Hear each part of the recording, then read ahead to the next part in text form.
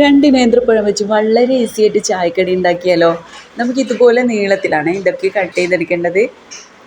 നമ്മൾ കുട്ടികളൊക്കെ സ്കൂളിൽ വിട്ട് വരുന്ന സമയത്ത് നമുക്ക് പെട്ടെന്ന് ചെയ്തെടുക്കാൻ പറ്റിയ ഒരു ചായക്കടിയാണ് കേട്ടോ. ഒരു മാസത്തിലേറെയായി വീഡിയോ ഒന്നും ചെയ്യാൻ പറ്റാത്തൊരവസ്ഥയിലാണ് ഉണ്ടായത് കേട്ടോ. കൈയൊക്കെ പൊള്ളി അങ്ങനെയൊക്കെ ഒരു അവസ്ഥ ഉണ്ടായിട്ടുണ്ടായിരുന്നു.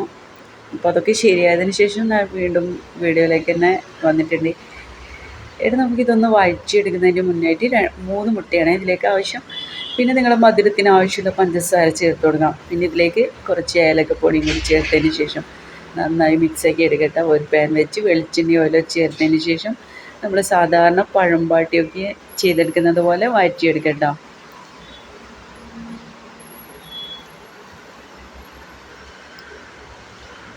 ഇപ്പോൾ ഏകദേശം നല്ലോണം ആയി കിട്ടിയിട്ടുണ്ട്.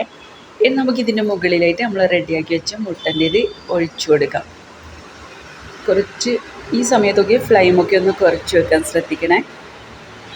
ഇനി മറ്റൊരു പാൻ വെച്ചതിന് ശേഷം കുറച്ച് നെയ്യ് ചേർത്തതിന് ശേഷം നമുക്കിതുപോലെ തിരിച്ചിട്ട് കൊടുക്കാം.